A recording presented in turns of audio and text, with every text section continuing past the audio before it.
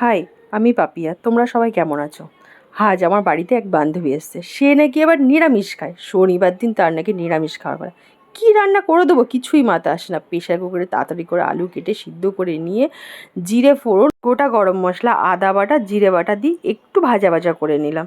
তার মধ্যে নুনটাকে দিয়ে দিলাম, কেন পুড়ে না যাওয়ার জন্য। টমেটোমটাকে দিয়ে দিয়েছি, কারণ টমেটোমের একটু রস বেরায় জল জল মতন, তার মানে টমেটম দিয়ে দিয়েছি। আমি তার মধ্যে অ্যাড করেছি বাদাম বাটা, কাজু বাটা আর কিশমিশ বাটা। এর মধ্যে দিয়েছি লঙ্কার গুঁড়ো আর একটু হলুদ দিয়ে ভালো করে কষিয়ে নিয়ে, কষানোর পর যেই ভাবটা যখন যতক্ষণ না বেড়েছে আমি ভালো করে কষাবো।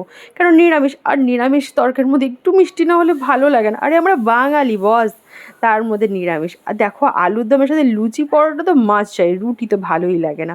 যাই বলো, আমার বান্ধবীতে হা করে বসে আছে কখন খাবে, ওকে কখন আমি খেতে দেবো। আরে তোমরা কি নিরামিষে কী খাও জানাবে কিন্তু অবশ্যই। আমি কিন্তু আমার বান্ধবীকে আলুর দমটাই ট্রাই করালাম।